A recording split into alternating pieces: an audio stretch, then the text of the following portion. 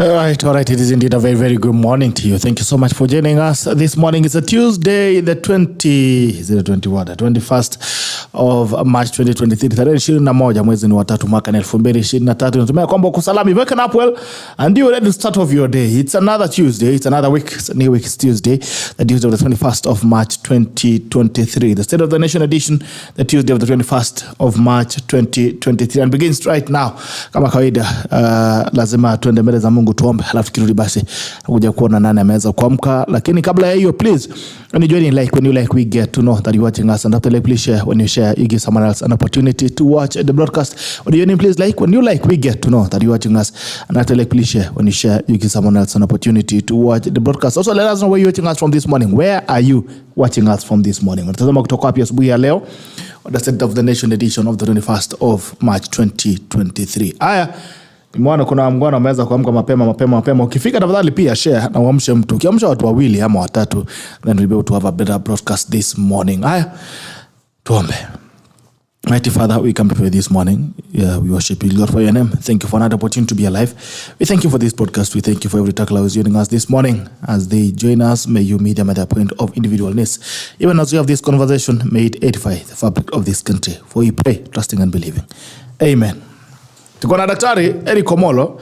It's not been the first time, it's not this first time on the tackle. Definitely you've seen him here before. Pia tuko na Governor P Muchendu, yuko njiani anasema sijui amekwama kwa traffic kama sijui ameamua kuandamana hata ile ya Tuesday.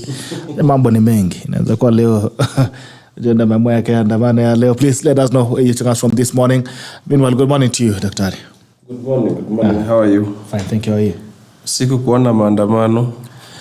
Mimi ndio nilikuwa napea baba maji kutoka kwa gari ndani.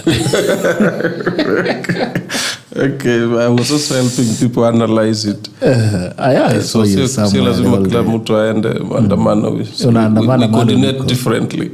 Mahali uliko ndio unaandamana. Yes. Yeah, but it's I mean it feels to be honest, it feels relieving finally to be back on set.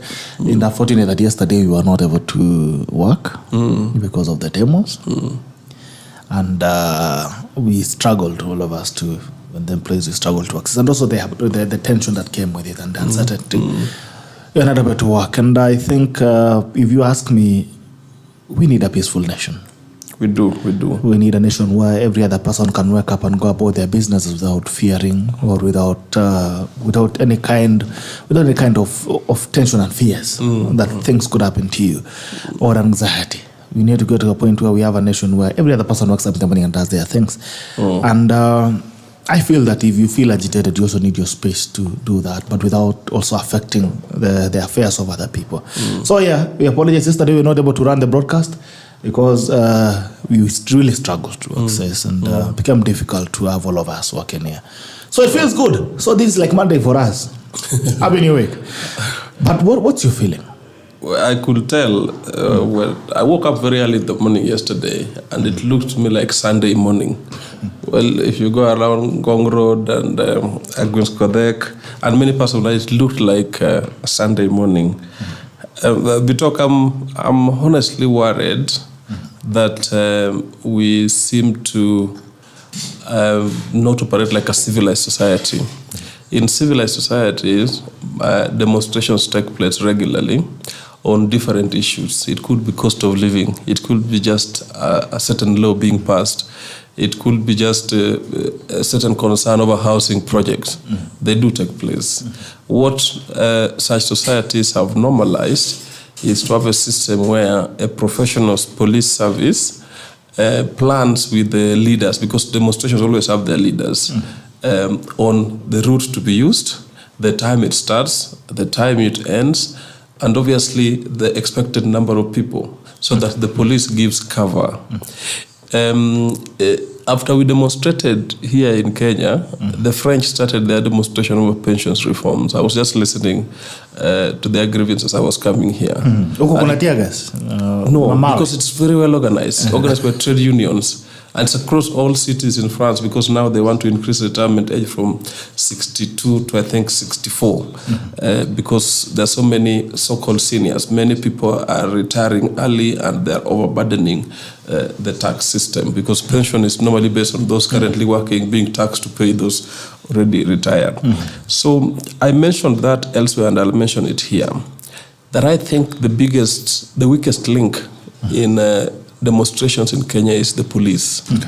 They over-militarize it. Is it? Yes, they overreact, they over-militarize, and in the process, since we are talking about very vulnerable and easy to convince youths, chances of it going south are significantly enhanced. So I have several friends in the police force. I've been asking them, what was so difficult in agreeing with Azimio leaders on a venue? Because you ended up now creating an environment where they moved from one estate to the other. I think Mr. But they were very clear about where they wanted to do it. They wanted to do it in the CBD. They wanted to do it at KICC. Which is CBD?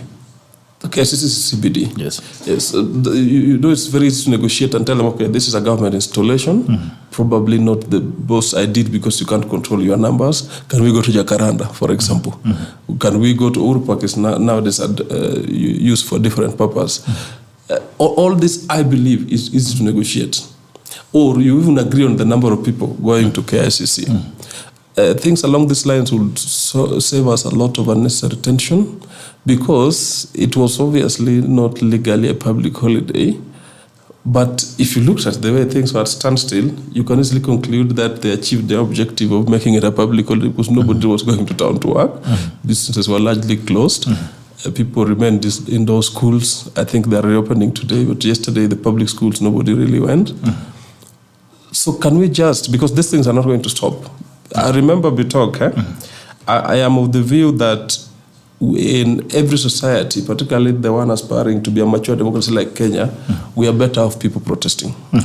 We are better off regularly people exercising their civil liberties, to picket, to address the question issues. is, Daktari, at what cost? Because even as you're blaming the police, because if you monitored the way the activities were yesterday, even in the CPD, there wasn't much police presence. In fact, just across the city, it wasn't much police presence.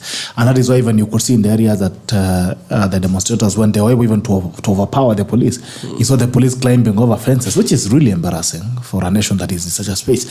But now you saw how outrightly destruction began. You see what happened in downtown. You see what happened around Afia Center and all that. Destruction of properties that happened right there.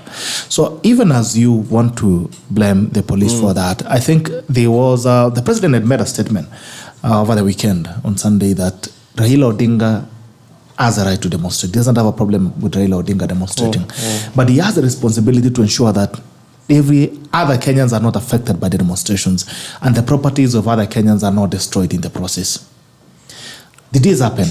Did they take responsibility? Did Azimio take responsibility of its followers? They did not. The best way to understand some of these things is to compare what's happening in other countries, which is why I go back to the police. So yesterday, up to midnight, there were serious demonstrations in South Africa, particularly Johannesburg and Pretoria. You never heard of any violence. Yes. Malema and his team are generally very combative. They speak directly. In fact, they're less guarded than we have here.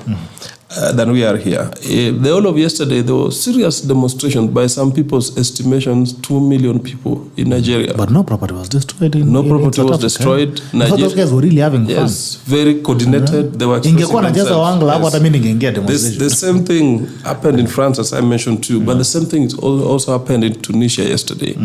The bigger point is, all these countries have police force. All these countries have militaries. All these countries are, by and large, particularly the ones in Africa, they're not very different from us. So why was ours different? Why should ours be violent? And to my mind, it goes back to management.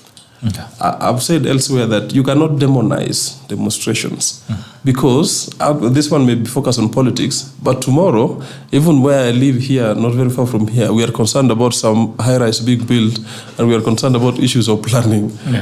Because it's going to take a lot of natural light that we enjoy in our compound. that's a serious issue to demonstrate about, picket about, and file petitions and all that. We've demonstrated here about bars making noise. I think you've seen me in the media questioning how they did something called change of user from residential to commercial. a pub, to commercial and then to a pub. And a pub that makes noise up to around midnight plus, directly opposite my children's bedroom. You see, when I got into that place, it was somebody's home. See, so they are very legitimate concerns. And but let me ask you, do you think as Kenyans we understand, do you think we are yet to really grasp the aspect of peaceful demonstration? Do you think as Kenyans tumefika mahali tunasema tunajua peaceful demonstration ni nini? Because in Kenya you talk about demos. Yes. Uliona kwanza even mapema asubuhi people are sharing out stones because kila mtu anapewa moja. Because that's as the citizens, language. do you think citizens were responsible enough to understand that we can agitate for our space without necessarily affecting the next person? My sense that a large degree of Kenyans have understood, but like in every crowd, you get a few, 2, 3 spoiled guys, rotten fish, so to speak, who were there for criminal reasons and are likely to mess up things. So my sense, because I've participated in Maandamano before I graduated to more of a senior citizen coming to analyze things. I used to engage in Maandamano, including, by the way, during university days. Many people don't even realize that one of the persons who inducted us into this public space and politics when I was a student at Moi University is William Ruto from around 2005. And he used to love a lot engaging student leaders. We visited him quite often. To be fair, he also facilitated us, but in a civilized way. So we have a history of engaging in Maandamano. In Eldoret, I did it severally when I was there for 4 years. In Nairobi, including during formation of ODM, we did it and started the youth wing and all that. So from my experience, all demonstrations start becoming chaotic when police just do one thing, tear gas. Police trigger. And I think partly it's because police also are a bit jittery, or the command system. I think the mentality, I blame it more on colonial legacy really. The mentality is that the police is there to crush, to be obeyed. The truth is that you can also in a civilized way disobey police orders, and things still work.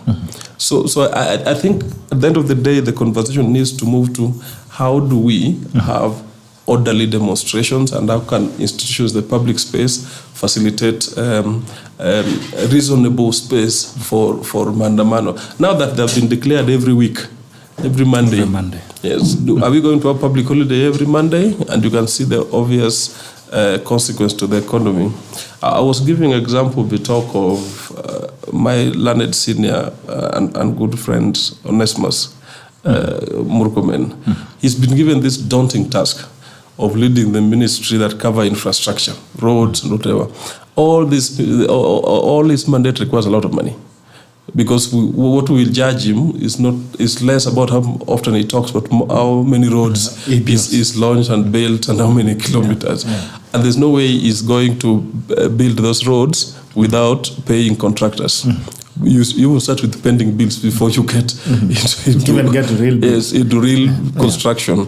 And then, of course, he also talked recently, something I support, extending SGR to Kisumu, Malaba, then to Uganda, because then it starts making regional sense for trade. All this will not happen if we are not able to generate revenue, which is why I also call for conversation, because you may not agree with the Azimio's stand, but at least they can bring Nairobi, which is the artery of the country, into a standstill. And remember, even if we don't generate enough tax, you still need a balanced political climate for investors to come in. Murkomen can easily build roads through what is called public-private partnerships, but no international investors will pump in their money in a politically unstable environment. So it serves both ways that they talk. Okay. Yeah. All right. Zile pia tunaandamana tukumbuke kwamba lazima pia tujenge uchumi. Kama ni mkulima, if you are a farmer, hakikisha kwamba unaweza pata chakula yako ya mifugo kutoka Fugo by Unga East Africa, Farm Care East Africa. Kama ni mkulima, unafuga ng'ombe, hakikisha kwamba unapata Fugo Dairy kutoka Fugo, kutoka chakula za Fugo ama Unga Farm Care East Africa Limited. Ensure that if you are a farmer, ensure that you can get your feeds from Fugo ama Unga Farm Care East African Limited.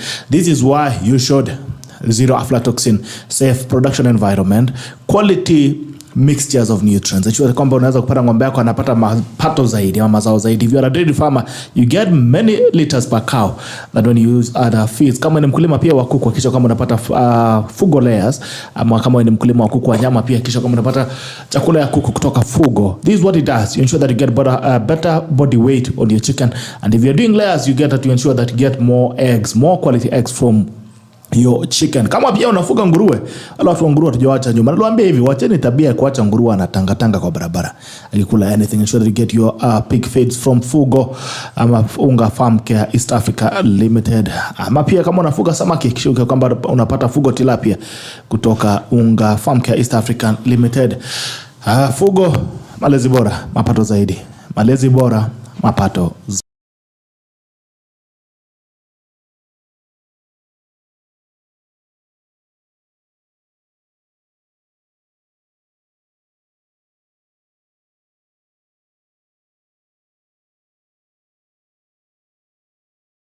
Ni mteja bwana. Did Kenya kwanza give the wrong manifesto?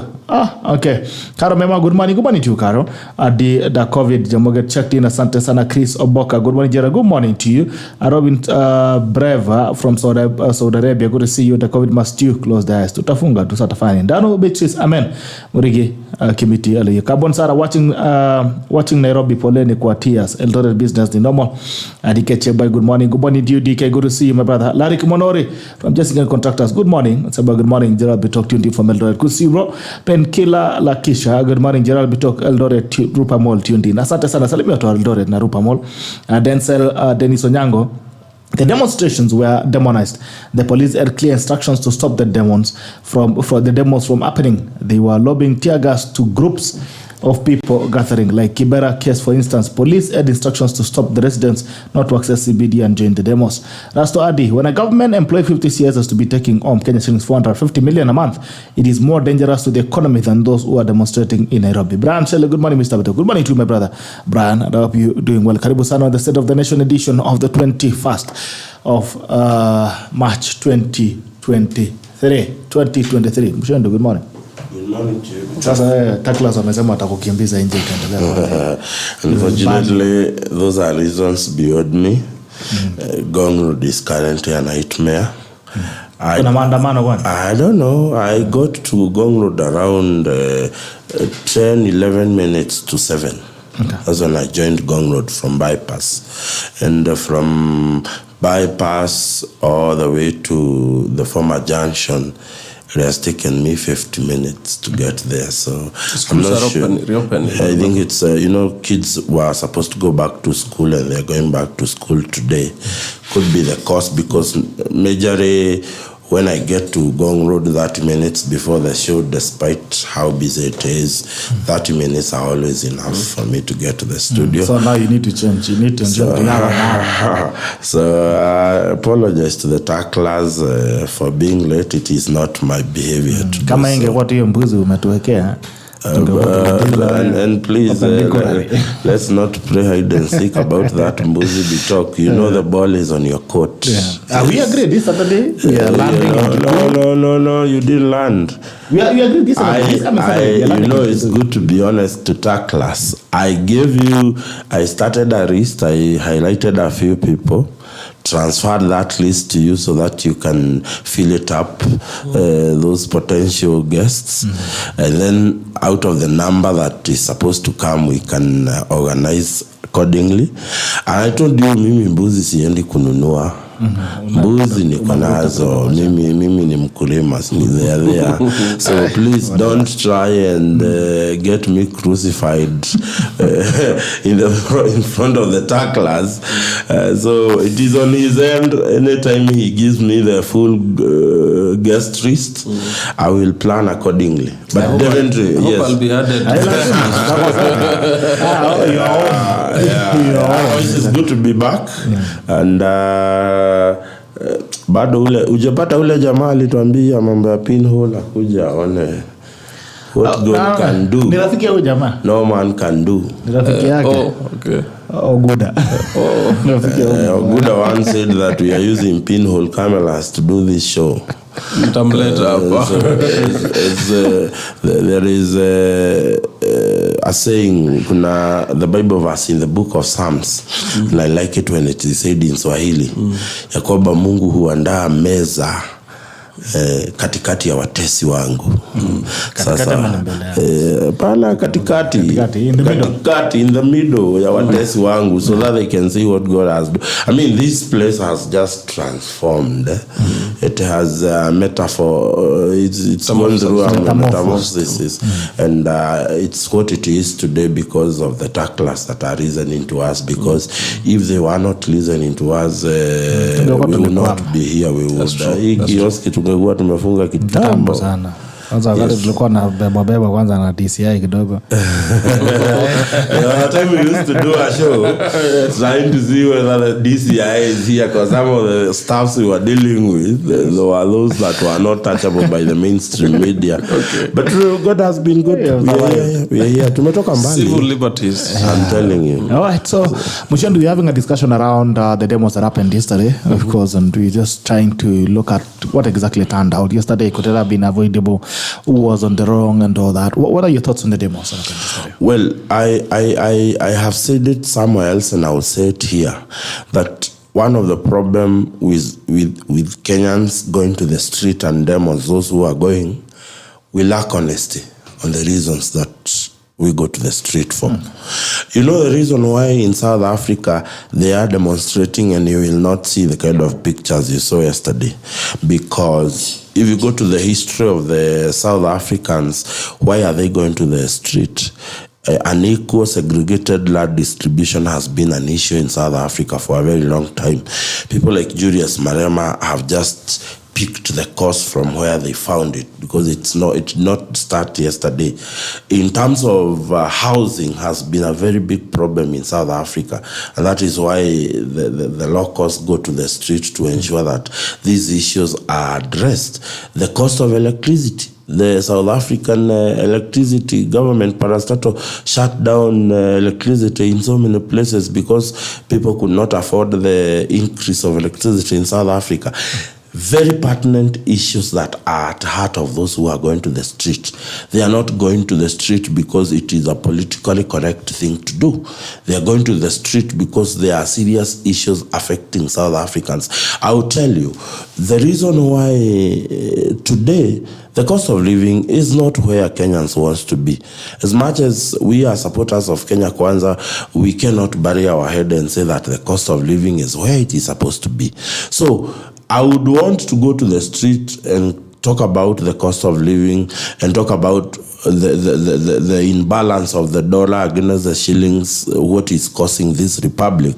But when I remember that the maandamano has been called by selfish politicians who are just talking about issues, let me tell you, you know why the maandamano in South Africa is very effective, Bitok? It is the middle class that is going to the streets to clamor for change of principles and policies of government so that they can address the issue. Here, without being biased, who are those people, Bitok, who go to the street? It is the extremely rich who exploit the extremely poor. You will not see any middle class in that maandamano, and that is where we lose the mark. There is no way maandamano will be organized by the elites and the rich and get the poorest in the pyramid who have no jobs, that they have time to go to those maandamano, to go and call it a maandamano or anything that would evoke change in this country. I can't remember the writer who said that if there is going to be a change anywhere in the world, those who are not affected must become agitated like those who are already affected for us to effect change. This will happen the day Bitok we will be able to close this studio and join those who are in the street to demand for better development. It will happen when those people in the medium level business who owns petrol stations or who owns that mini supermarket crosses down and joins into that action of telling the government we want this and this. But unfortunately, the dishonesty that surrounds the picketing in this republic is what has never made maandamano become something or a tool that would affect change in this country. I mean, I said it, and I think I told you, can't remember whether it was you have a discussion. The fact that a few tear gas was Zeron has metamorphosized into every day's maandamano, every Monday's maandamano. I mean, what is it that we are clamoring for? The reason now they will be going to maandamano on Monday, it is no longer the high cost of living. It will be something else. You see, those who were in maandamano yesterday, did you hear anybody talk about the cost of living other than those who were arrested to be released? You know, I want to be challenged on the speeches that were made by those who are in the maandamano with Baba. They did not talk about the high cost of living. But you saw Jeremiah Kioni with Sufurion, is it? No, Jeremiah Kioni is a lost cause. Oh, is he a lost cause? He's a lost cause. I mean, let me tell you one thing you don't know about the mountain. The moment you lose an elective seat in the mountain, you lose relevancy. That's a fact. But forget about the relevancy. Jeremiah Kioni is just a dejected election loser who is yet to accept. In fact, I am glad I was leading ridicules, not from any other place, but from the very members of Jubilee who lost election with him. Go and see what Gunjiru Ambogo has said about Jeremiah Kioni. Go and see those who are in Jubilee, not any other party, in Jubilee. Because let me tell you, it is like Kioni has been possessed by something we don't know. Because he's not speaking about, I mean, if Baba is talking, we can actually dig back, Bitok and find the support, the Baba support system somewhere. There is a Baba support system somewhere, either from the region where he comes from or here in Nairobi. Who does Kioni purport to speak for? Because he does not speak on behalf of the people of Daragwa, where he used to represent. He does not speak on behalf of the people of Nyandarua County. Neither does he speak on behalf of the people of the mountain. When he is seen with Sufurias, these are politicians who are standing in picketing just to be noticed and to make a name out of themselves. They have nothing to do with what Wanjiko is feeling. Because I'll tell you, like Baba or not, because I'm not a fan of his ideologies, but you can tell that every time Baba is intending to make a move, there is a support base that he consults and works with. Where do these mountain guys like Kioni joining there get their support base? Because in this country, and I told you, today, the Honorable Musalia Mudavadi is the time he is gaining back his relevance in the Western politics because he now holds a position of power. People like Jeremiah Kioni are just desperate election losers who cannot accept the situation, and they still think by doing those abracadabras they will get their attention. Nobody is interested. And I mean, I've listened to Kanini Kega in the company that was with Jeremiah Kioni. Every young people who was mishandled in the nominations of Jubilee square brains it on Kioni. So I think maybe Kioni is possessed by the demons of what he did to our young people who wanted to vie for Jubilee ticket. If you ask anybody, I've spoken to people like Goge IG, who was a former nominated senator. I've spoken to people like Damaris Kandadash, who was a Jubilee candidate for Kiamba. I've spoken to quite a number of people. You remember a few months back, we lost one of Jubilee diehard, a guy called Steve. When we went to the Balio in Nyandaro at Kasuku, guys was literally shouting at Kioni, members of Jubilee, shouting at Kioni, he mishandled the party and he misread the party. So please allow us not to discuss busybodies and people who their contribution is so minimal that it cannot be quantified in a percentage. All right, in other news, and we get back to the newspaper headlines. In other news, the governor of Kisumu County, Professor Anyang' Nyong'o, issued a statement on the damages that happened in Kisumu County. And interestingly, our good governor actually believes that there are people who are hired to destroy the property to give Azimio demonstrators a bad name. And I'll read a statement. I think it's also on your screen. The county government of Kisumu County, Office of the Governor, a press statement on hooliganism during Kisumu demonstrations. This morning, Kisumu residents joined the rest of Kenyans in participating in peaceful demonstrations against the Kenya Kwanza government. The demonstrations were largely peaceful until a few hooligans whose mission is yet to be established infiltrated the crowd and started destroying property. These criminals posing as opposition supporters stormed and damaged a part of a hotel, a bank and supermarket and a shopping mall within the central business district. I wish, on behalf of the people of Kisumu, to strongly condemn this cowardly and criminal act. As the governor of this county, I wish to reiterate that we stand for peaceful and orderly picketing with zero attack on individual or public property and investments. To this end, I wish to appeal to the police to urgently open investigations to not only identify and arrest the culprits, but to establish if it could be true that they had been sponsored by some groups or individuals to tarnish the name of Kisumu residents and Azimio La Umoja supporters as violent. I wish to appeal to the people of Kisumu to help protect the image and investment of the city and its environs. In future demonstrations, our people should apprehend and hand over to the police anyone damaging property. We also appeal to the police to help protect lives and property during public demonstrations. H.E. Professor Peter Anyang' Nyong'o, EGH, Governor Kisumu County, 20th March 2023. Interestingly, Governor Nyong'o ignores or fails to mention the banning or destruction of UDA Kisumu office, which went up in flames yesterday. There are vehicles which are banned there. He's spoken about our hotel, he has not spoken about the other properties. And he has claimed that there are other people who are not Kisumu residents who came to cause havoc and to damage property in Kisumu County, to give Kisumu residents a bad name in Kisumu City. I mean, of violent protests. Is the governor being honest? I may not be sure. I'm actually hearing for the first time from you that they banned UDA office. Yes, the UDA office is down. Which is very responsible. I'm aware of... Even 2 cars were banned down. I'm aware of the incident that happened in a club called P Stop in Kisumu. I've not been there, but I read about that widely. It could be because I was in many studios yesterday and just got tired and went to sleep, so didn't even watch 9 p.m. news. But Kisumu has a history of violent protests, if not well managed, particularly from Kondele area. That's a slum in Kisumu, more or less like Kibra. Which is why these protests need to be very well coordinated. Unlike governor, I will not go personal.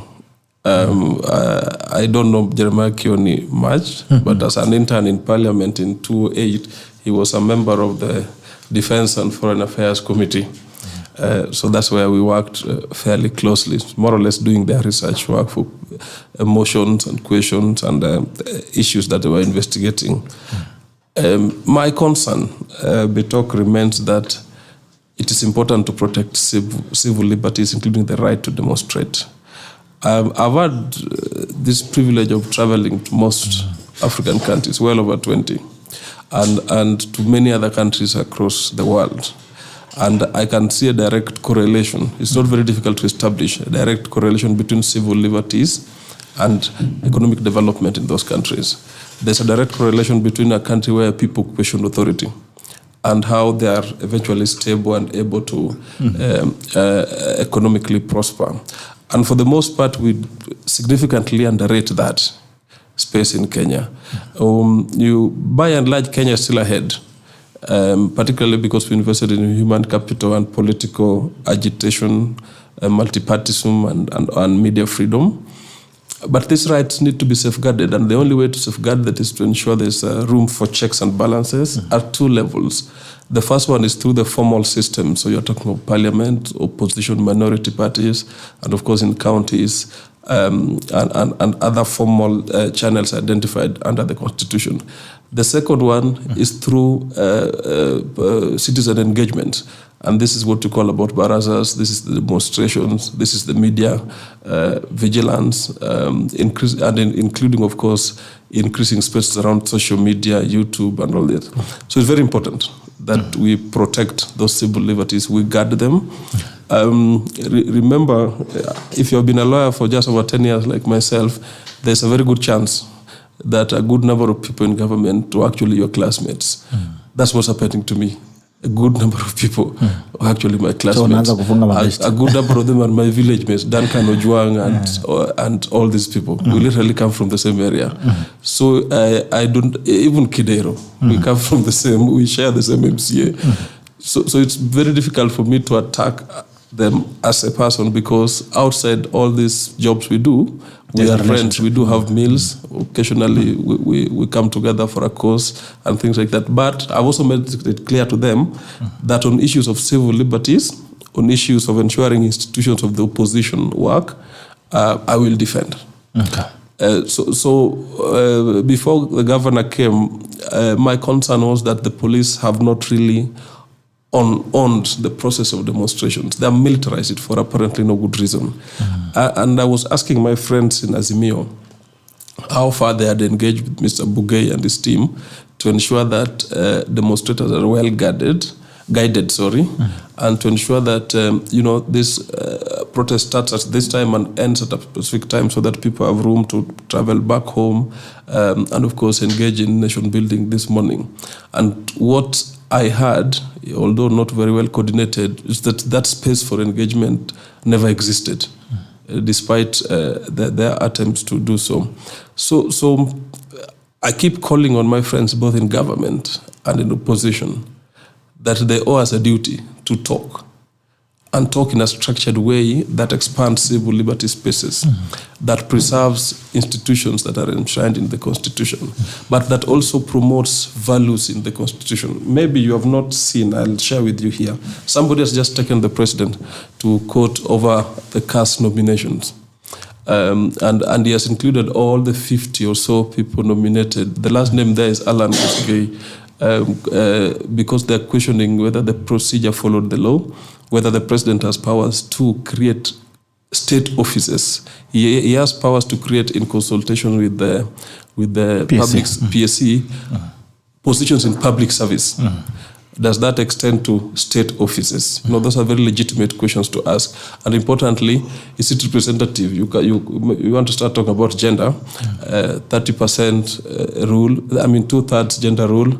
You want to start talking about youth.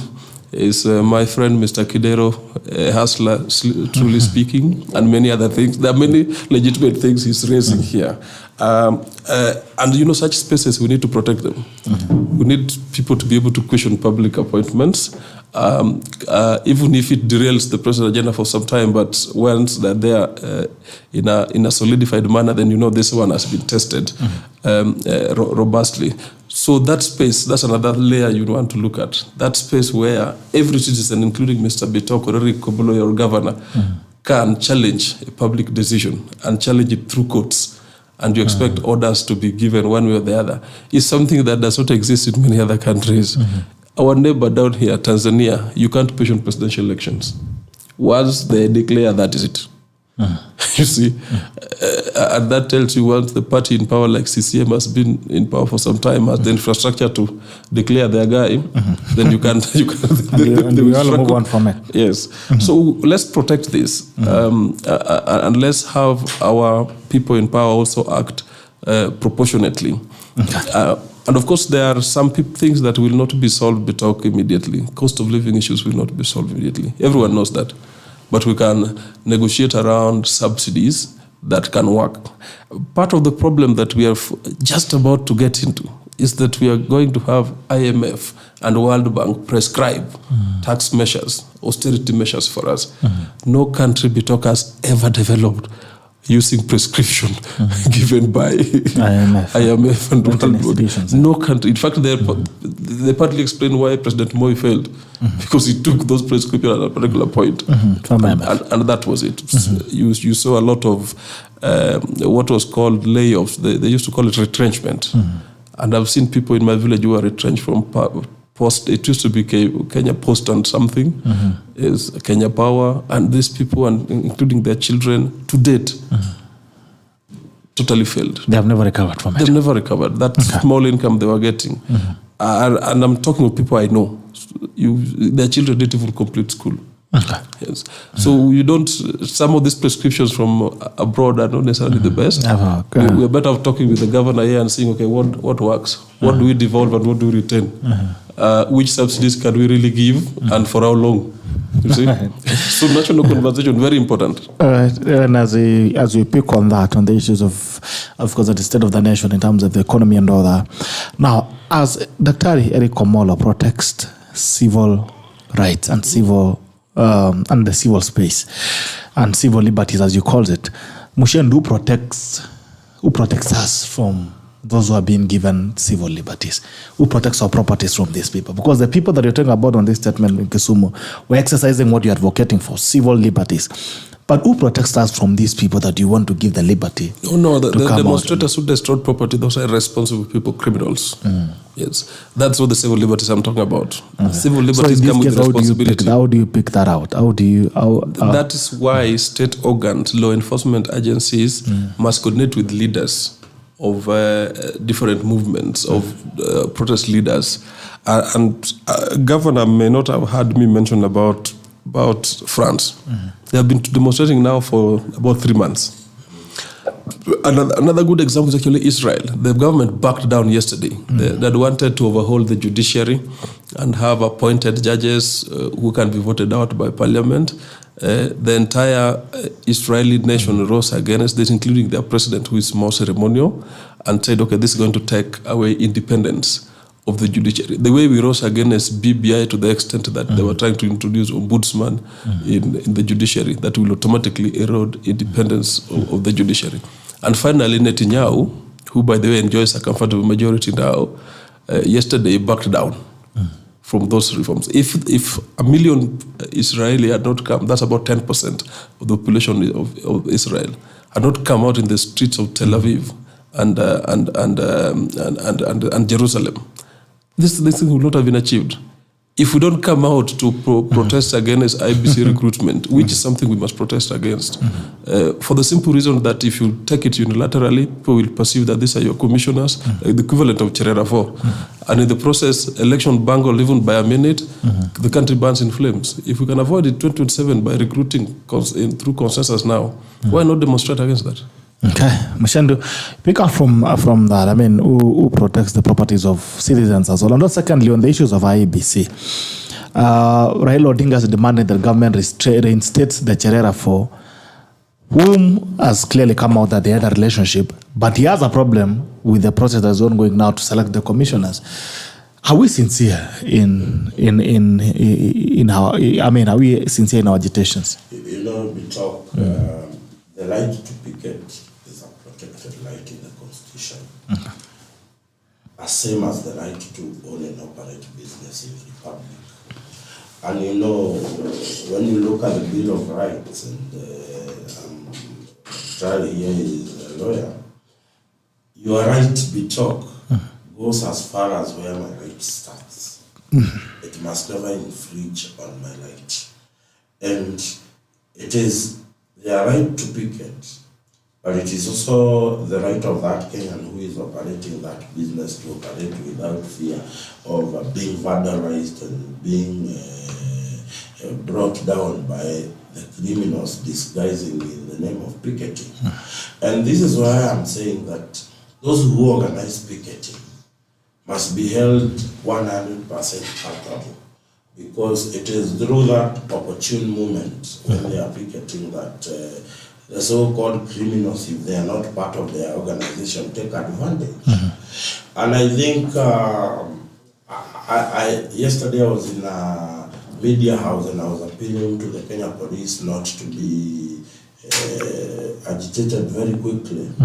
Because that's one thing we must say. We will not bury our heads and say that in this country over the years we have handled picketing in the right way. And it is important for Kenyans to note that you never go to the police to ask for their permission to picket. You inform them that you're going to picket. Notify. You will do this so that the necessary arrangement can, you give them in time.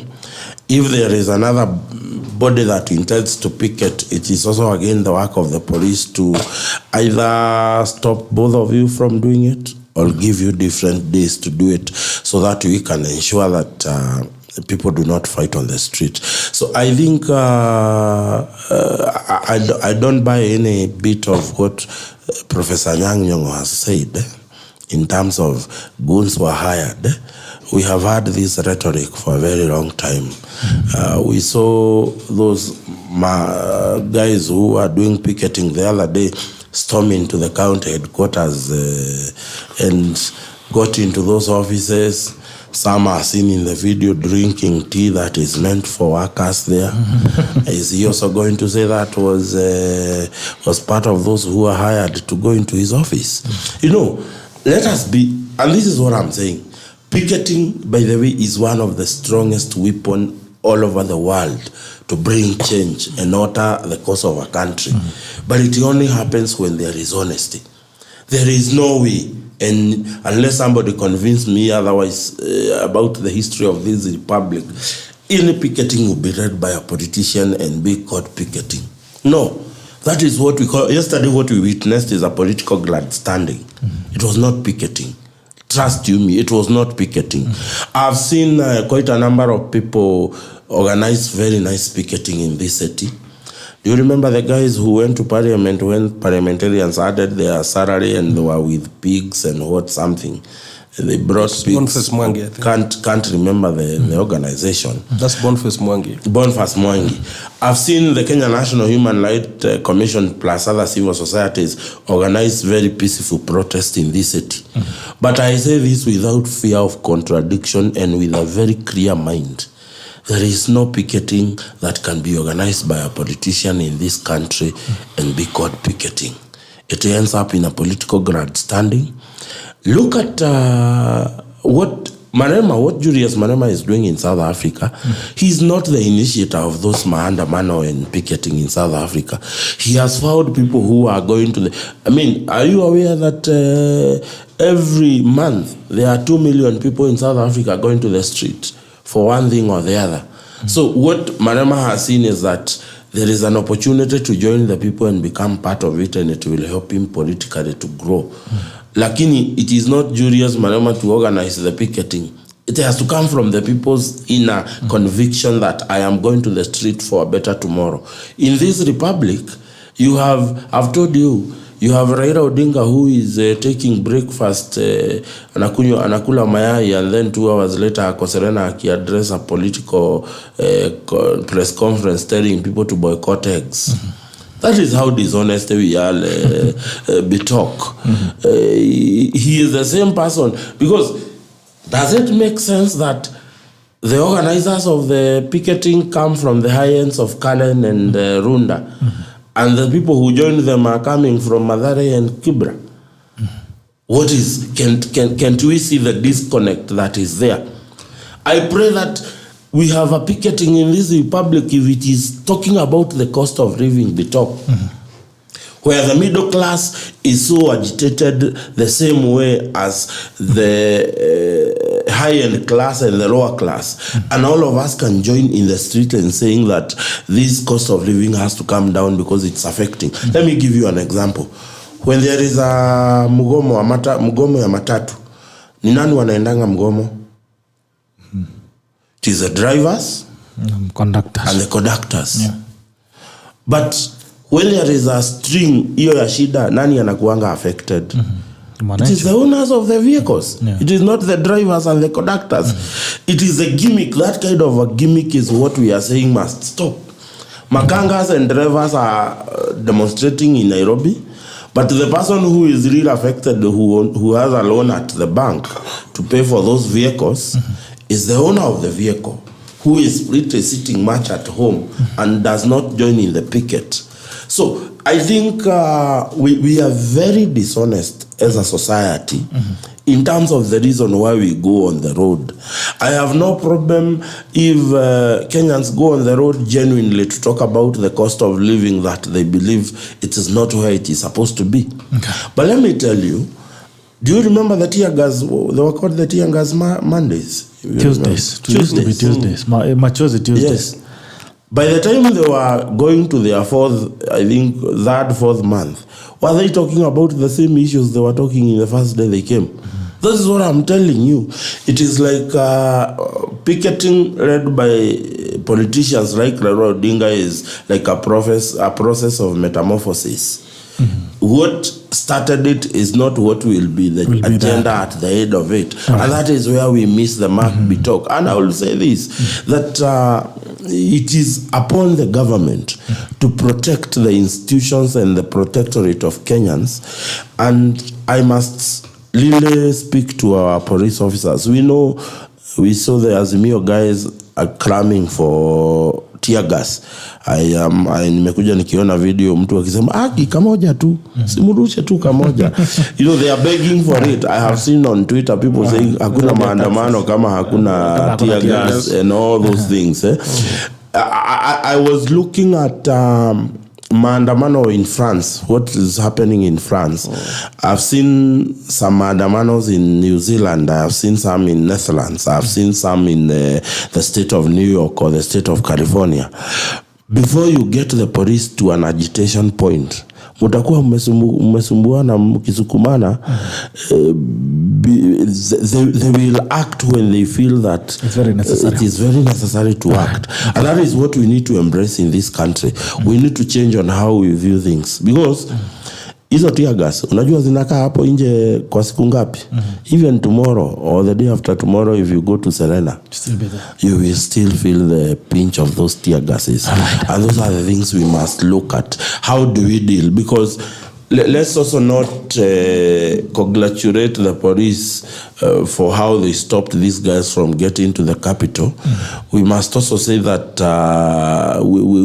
we must take care of the environment for those people who are going to the workshop today at Selena. It is going to be a problem, I can tell you, because there was so much tear gas that was done outside Selena that even in the inside you can still smell and inhale it.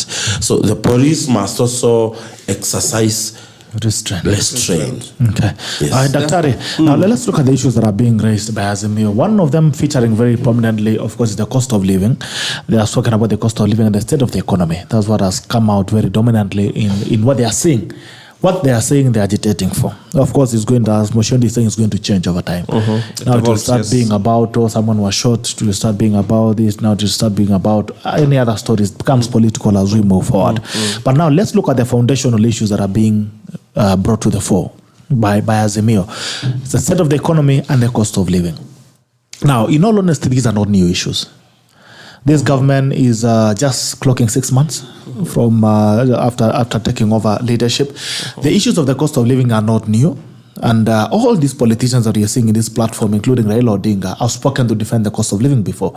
I remember less than 10 months ago, he was defending, talking about Ukraine, talking about COVID-19, talking about the global recess in terms of the economy and all that.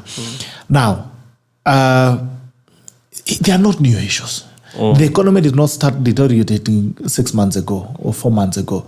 The price of unga did not start going up the other day. We've heard these guys who are different. They said wheat was coming from Ukraine. They said maize was coming from, I don't know, Russia, whatever it is. We had the president at that time, Uhuru Kenyatta, and Raila Odinga echoing in and defending the government at that point. Now, are these issues really salient? Are they real issues? And are they being raised in all honesty? And then again, the prescribed solutions that we are getting here are street action that ends up straining more. people were not able to work yesterday means the economy suffered a blow. It means that the shilling as well suffered a blow. It means that more Kenyans were not able to afford a meal yesterday. So the issues that we are raising and the solutions that are being recommended by the leadership as well on the other end, is it sincere? Is it going to fix this thing? Is this how we are going to fix this? Will it work? Yes, thanks, Bitok. And before I answer that, because I think Azimio has raised issues that I'll probably rank cost of living much lower than the other things they have raised.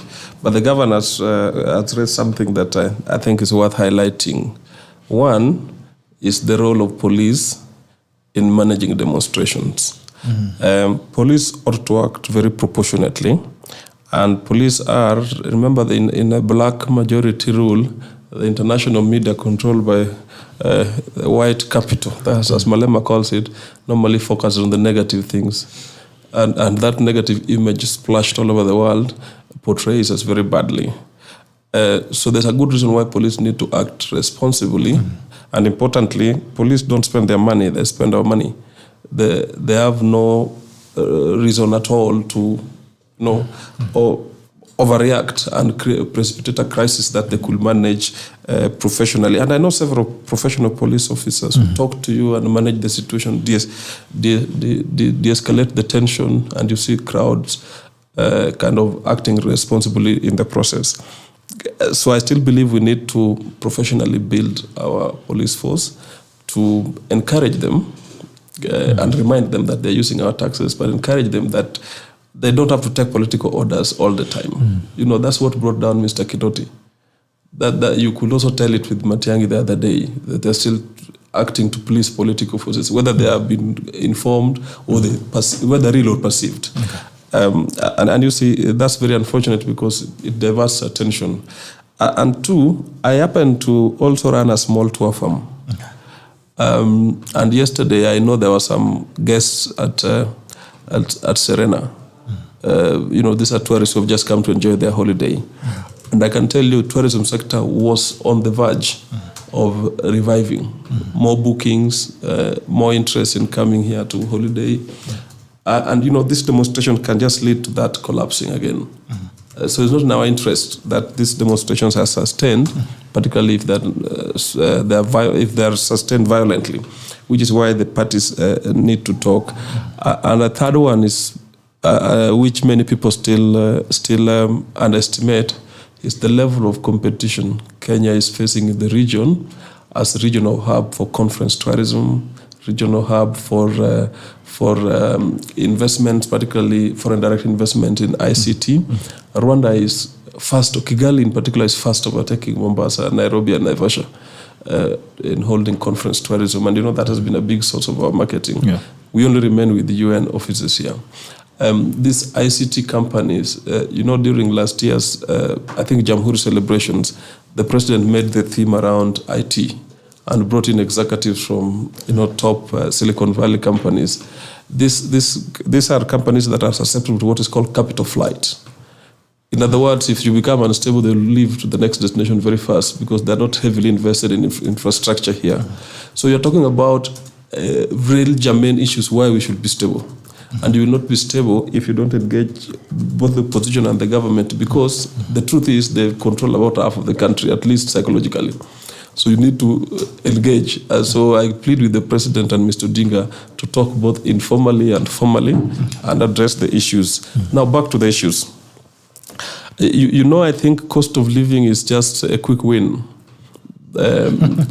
for any opposition political party across the world now. Yes, it's very easy to identify with, and it's uniform. Even worse, we are probably headed towards a banking crisis. If you monitor international news, when you see a Silicon Valley bank collapse, you need to ask yourself which is the next bank. And when you see Credit Suisse, the Credit Suisse has collapsed in the UK. Yes, it's the second in the UK. Yeah. Yes, when I was doing internship in Geneva 6-7 years ago, the World Trade Organization, we were banking with Credit Suisse. Wow. International organizations as big as World Trade Organization and several UNEP agencies banking with Credit Suisse, and it collapsed. It was bought for $1 or so last week. So that is enough to tell you that banking crisis may just be in the offing. And remember, we are normally at the tail end of it. Our banks are not as solid as they may appear to be. So these things, banking crisis, cost of living issues, quick wins. But I think the real grievance that Azimio has, and that they're probably very poor in articulating at the moment, is electoral justice. This question of transparency in IBC, this question of how do we help IBC create systems, because I'm really concerned, Bitok, that in a country where 15 million people vote, we take 7 days to declare those results. And I mentioned here to you that previously in Brazil, with 150 or so million voters, they declare in 24 hours. So it's US. But Komolo, even Daktari is raising those issues on the IBC. Do you remember when the handshake came in? Do you remember when we saw those guys standing, the two gentlemen standing at the Rambe House, at the Rambe House? They said one of the biggest reasons why the handshake came was to fix IBC. For good 4 years. And then they became selfish. For good 4 years, Yes. not 4 days. Yes. 4 years. And you are, Junat, saying they have 100% confidence in IBC and that they have sealed all the loopholes, there'll be no rigging, there'll be no... I mean, the pretense of these politicians. That's why sometimes these IBC stories... which is probably why, and I believe Governor agrees with me, which is probably why we need to fix IBC in an objective way. I don't agree with what President Uhuru did, to leave a vacuum for 4 years and in the process bring these people to the Cherera 4 to us, the tail end, and in a very a manner that was not transparent at all. You don't know how they scored. I knew nothing about Cherera. At least I knew Commissioner Nyagaya before. Their competence around election management and things like that, very questionable. Which is why we need to talk and have systems. We move it from personnel. Because trust me on one thing, even if President Ruto appoints the 7 or so commissioners, apart from perception that there is people, I don't think the problem will be those people alone. Since 2013, we've been removing these commissioners anyway, after every 2-3 years. Others resigning and things like that, which tells you the question here is systems. And negotiation needs to revolve around systems. In my view, it remains total integration of technology. So that your job as a commissioner is literally just to announce. And that technology should be so transparent that immediately you vote. I mean, I've voted in the UK before. It's so transparent. You put it there, the machine counts.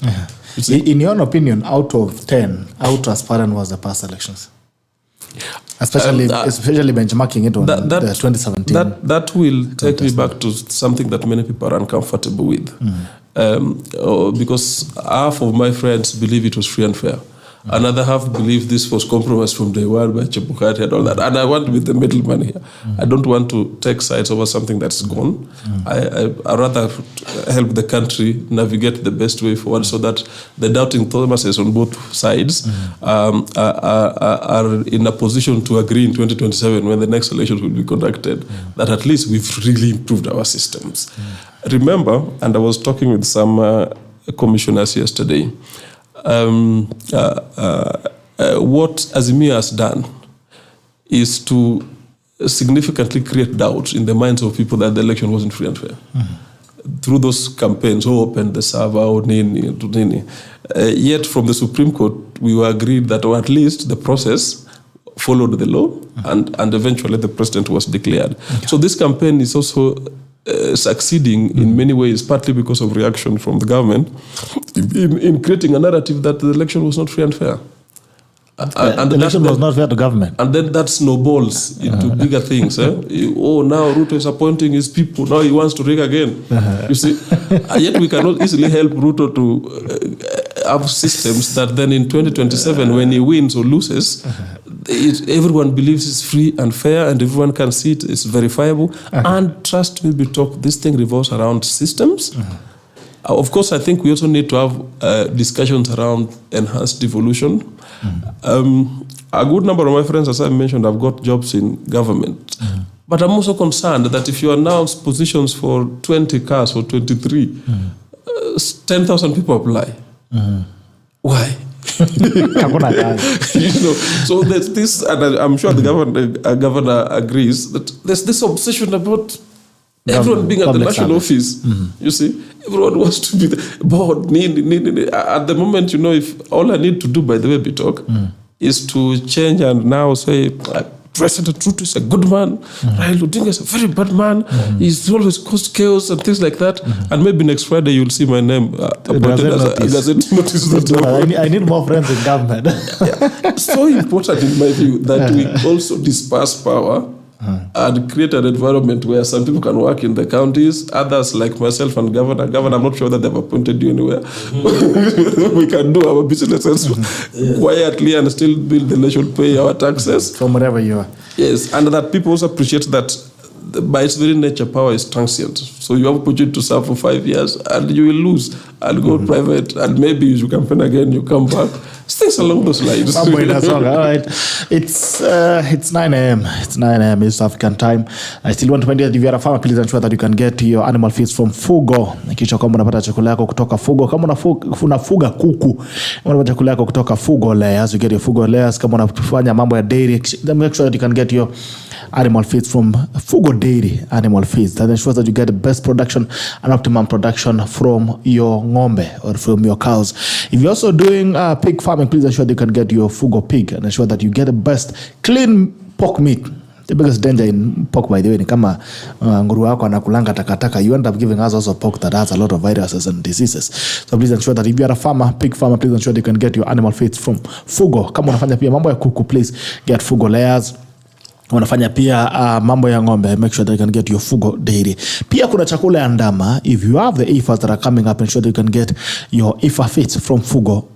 Fugo Feeds ama unga farm care East Africa Limited. Fugo Feeds, malezi bora, mapato zaidi. Fugo Feeds, malezi bora, mapato zaidi. Haya, tuangalie gazeti haraka upesi. People Daily, Kenyans happiest in East Africa but lack globally. Haya, People Daily inasema ya kwamba sisi wa Kenya ni watu tuko na furaha, tunafurahia maisha, lakini globally tuko na taabu kidogo. Ranking has improved compared to 2022 despite high cost of living. Wanasema hata kama maisha ni ngumu, we are still very happy. Schools are by teacher transfers, that is on the People Daily as well. Raila unbowed, day of drama. Azimio Leader takes city by storm. Promises to hold weekly protest until government bows to his demands as President Ruto plays hardball. Wow, sorry, on the page 2, 3, 4, 5, 6, almost 10 pages on that. William Ruto said, I will ensure as president that the country is governed by rule of law and nothing extra legal, extra constitutional, and nothing outside the constitution is going to be part of us. All right. Looking in at the Daily Nation, fight back. My government will not condone impunity. Ruto wants protesters return to chaos. We shall continue with our protest every Monday. It will not end, but will go on until Kenyans get their rights. Okay. Oh, interesting one right there. In scenes witnessed in 2018 during demonstrations over the results of the general elections, protesters and police yesterday engaged in running battles in Nairobi, Kisumu, Migori, Nakuru, Kakamega, and Kitale in response to a call for mass action by Azimio Leader Raila Odinga. The opposition leader, who braved tear gas and water cannons as he addressed crowds in part of the city, announced that the protest over the high cost of living, composition of the Electoral Commission (IBC), and an alleged stolen victory would take place every week, even as President William Ruto warned nobody was above the law. The stories as well in page 2, 3, 4, 5, 6, and of the Daily Nation this morning. Please get your copy. On the financial standard, foreign investors revel in banks' dividend boom. Shareholders in some of the major listed banks that have so far released their full year results for 2022 will pocket Kenya shillings 20.6 billion. Page 4 and 5. Get your financial standard as well to be able to make your business decisions.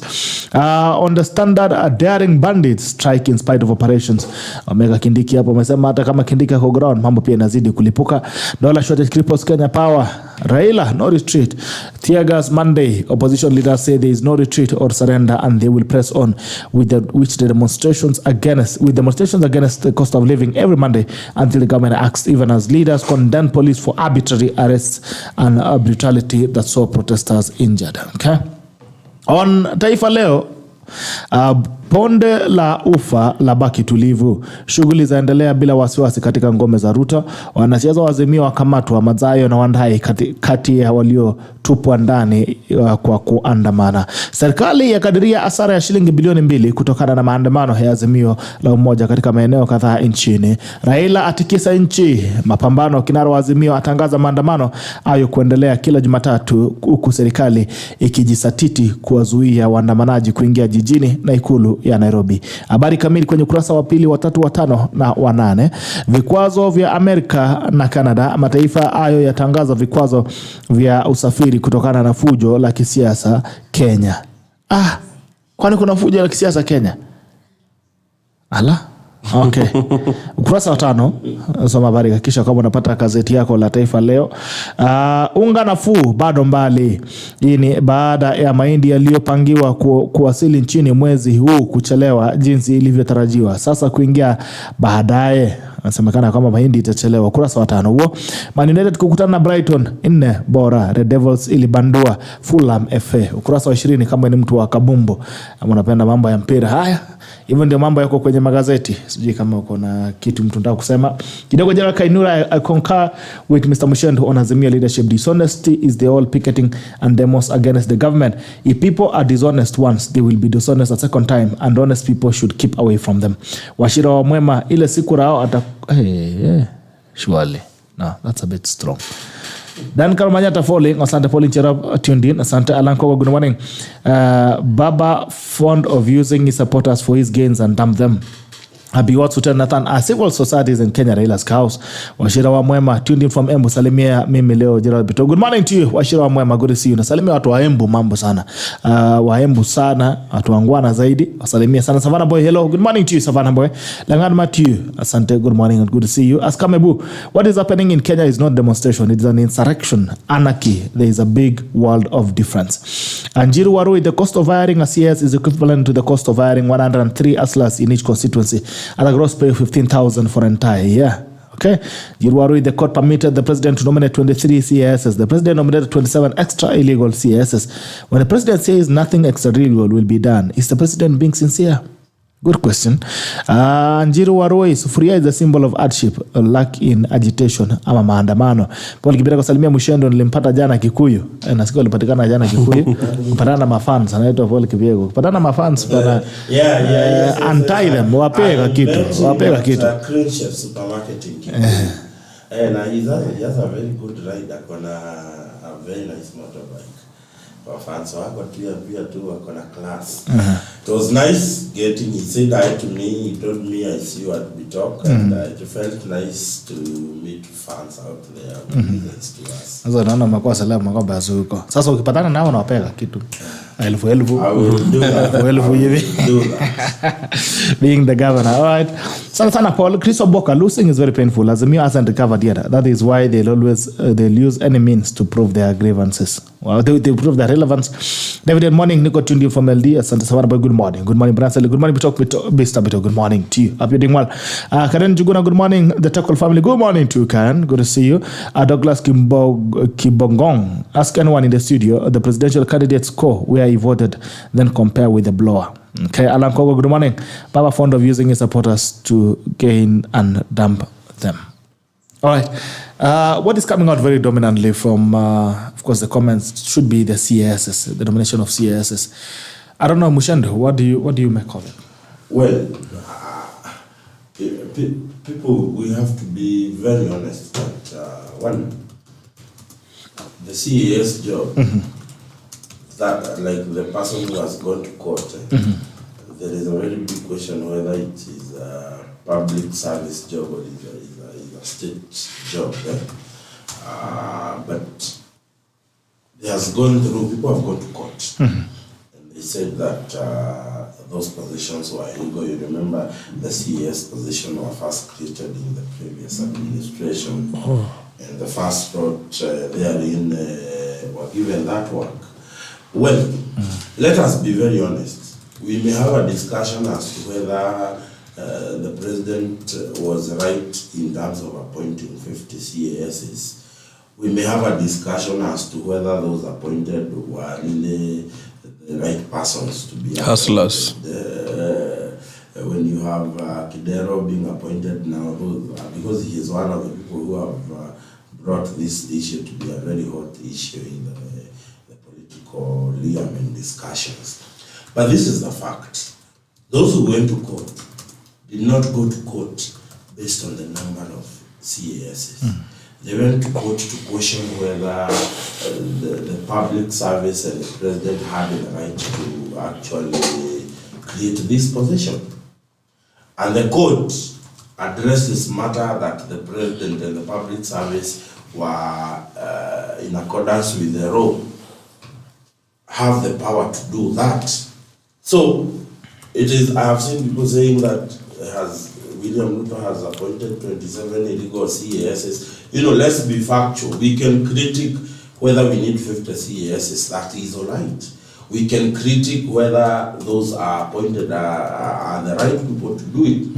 We can even have the discussion, like we see how the court is going to handle the matter of whether the president has the authority to create a state job.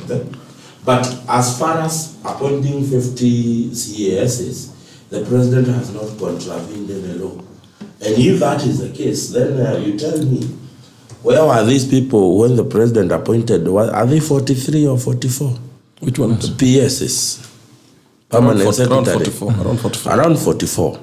And they have been created 44 to fit in all the 44 state departments.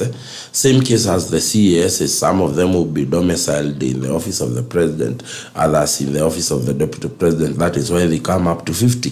So let's not mix the political question and the political correctness of this appointment with the law and the legality of the same. They are two different things. We have someone already in court actually challenging the legality of the president and the public service to create a state appointment, a state job.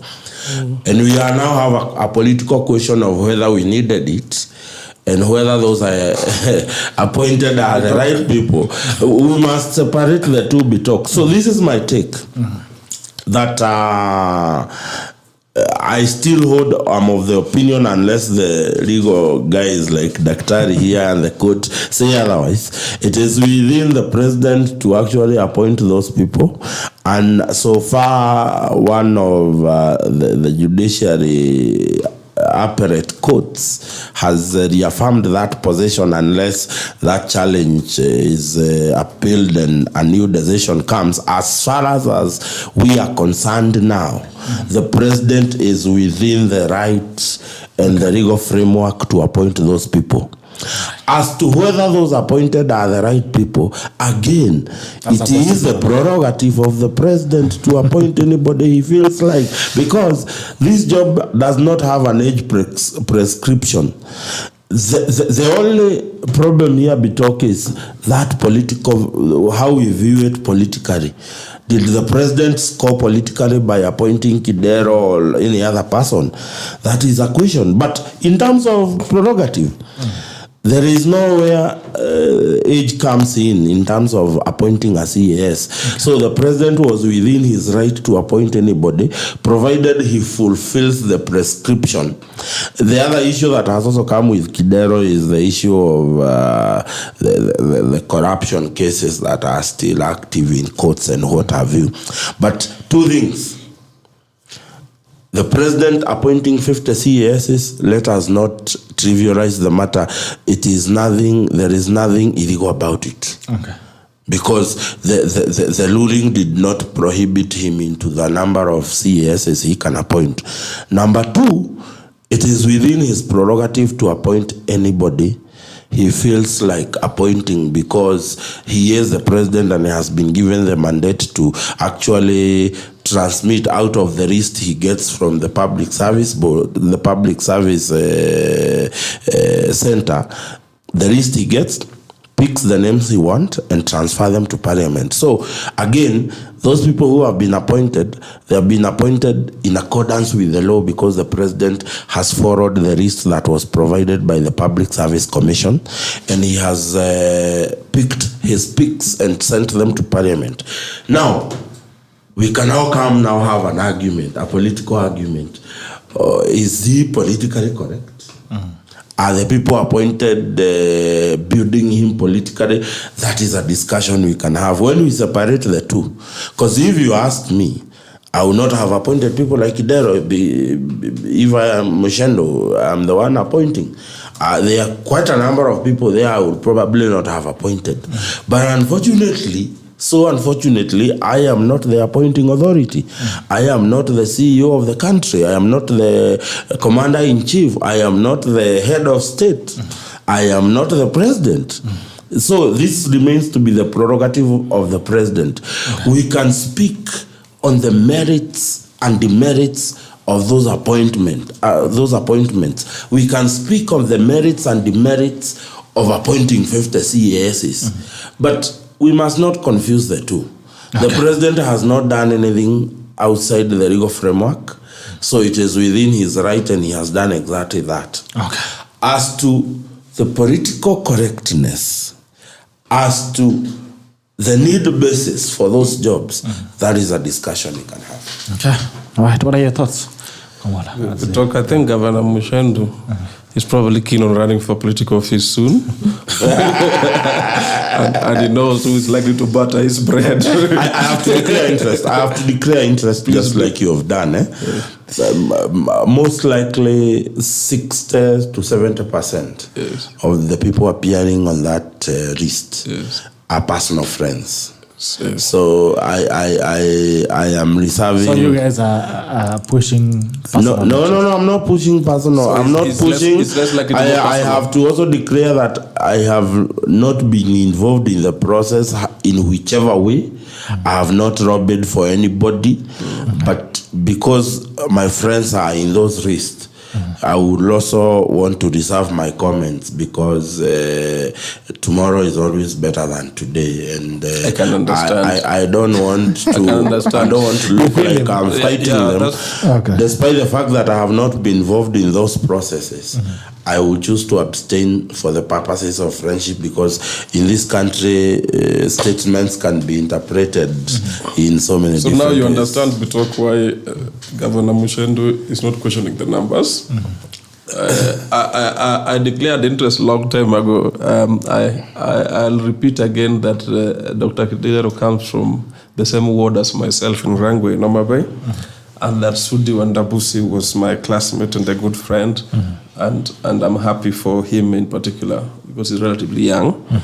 But I've also indicated to them that that's the end for me in terms of my position on and criticism of the position of CAS.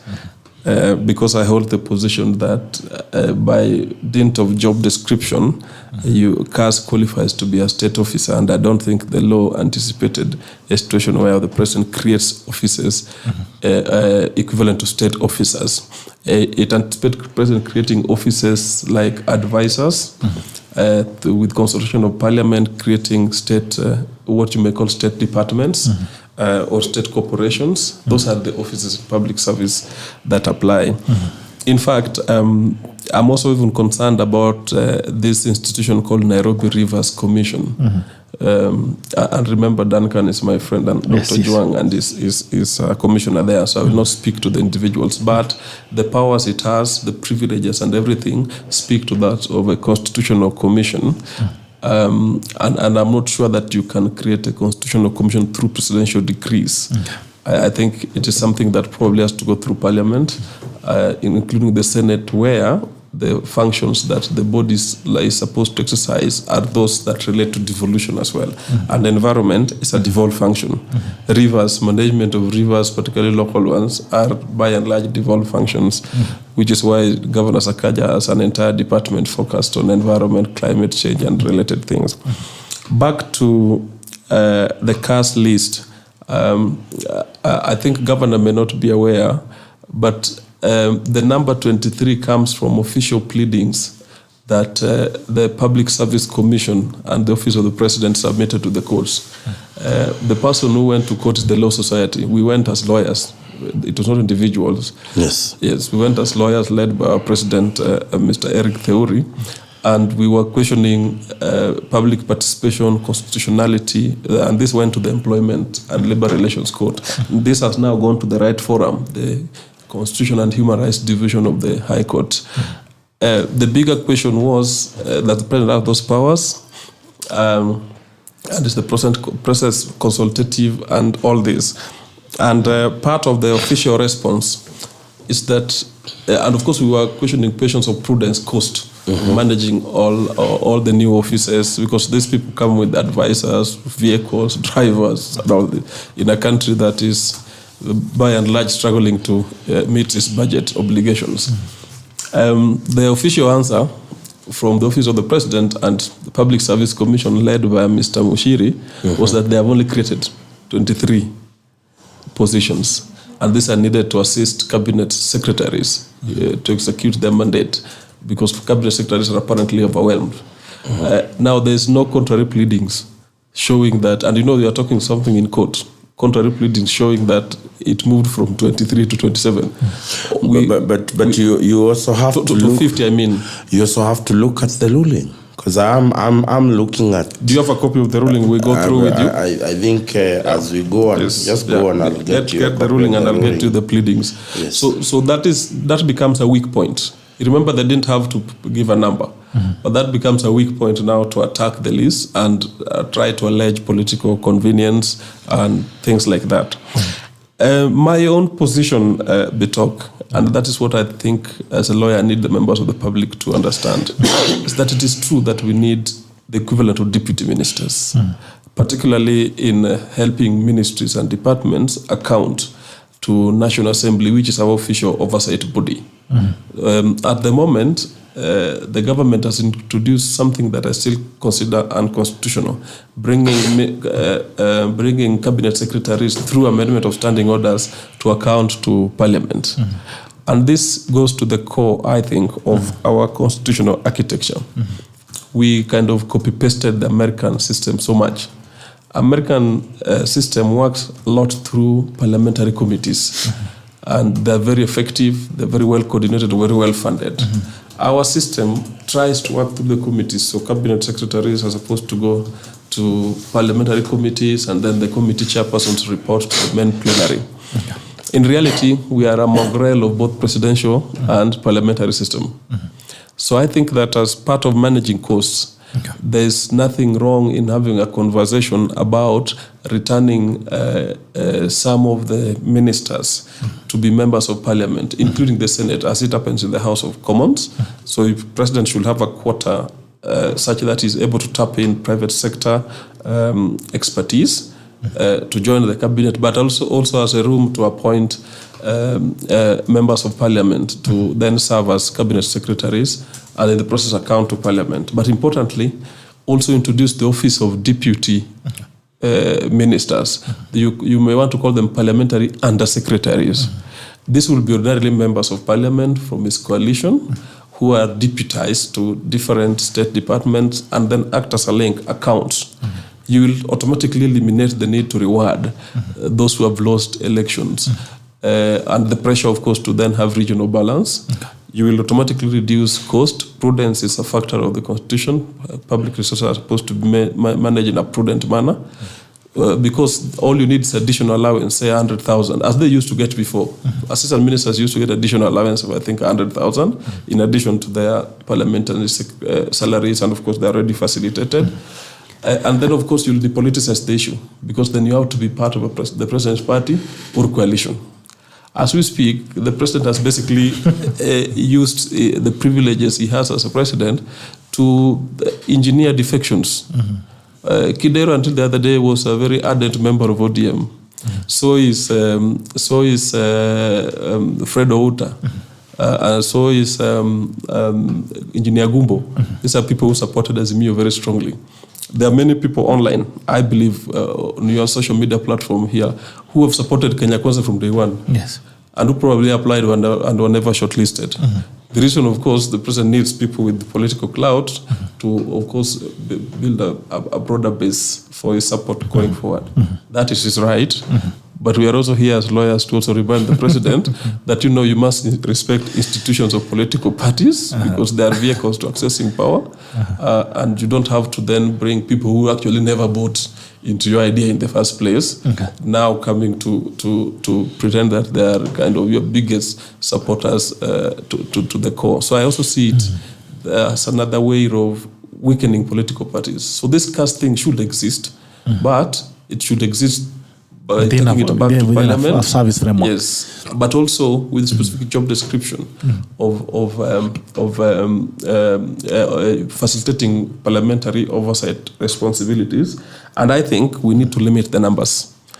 Perhaps one per each state department. The way we've limited cabinet secretaries to 24, including the president, deputy, and AG. We need to limit the numbers because it's expensive. The truth is that it's expensive. The truth is that we also have counties with governments, which we didn't have before. So already we have a fairly bloated government, already devolved, and we need to devolve more.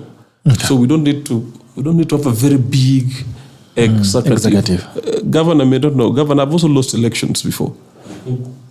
I respected that I lost and came back to my private practice. Actually, I struggled and maybe I'm now picking up. You see, but I accepted that, okay, all said and done, it's not my turn. My turn will probably come. If it doesn't come, I can move to do other things. You see? So if you've lost elections, you don't have to, it's never the end of life. It's not the end of life. I mean, I lost elections. Now I'm Bitok's friend. From today, I'm a governor's friend. And governors knows all casts. Governor knows all casts. Yes, who knows, governor? I may get the next contract from you. All right. 24 minutes past 9 a.m. Chris Solomon, I'm enjoying the show. Thank you so much. Gerald, asante sana. Thank you.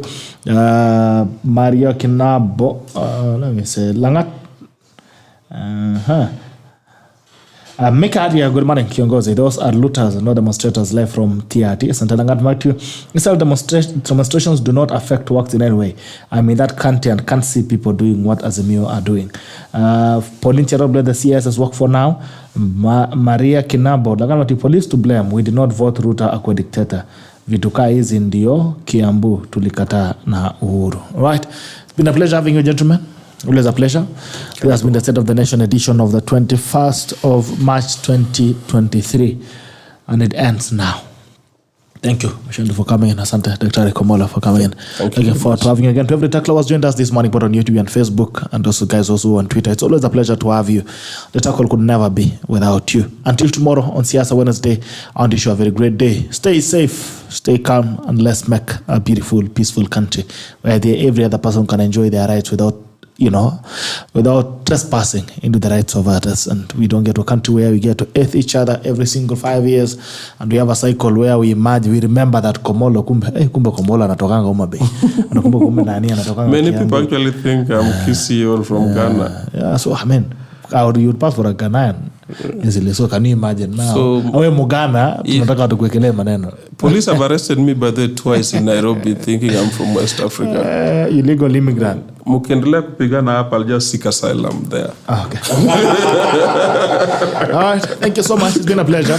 This is a tackle and it ends right now. We love you. Bye-bye.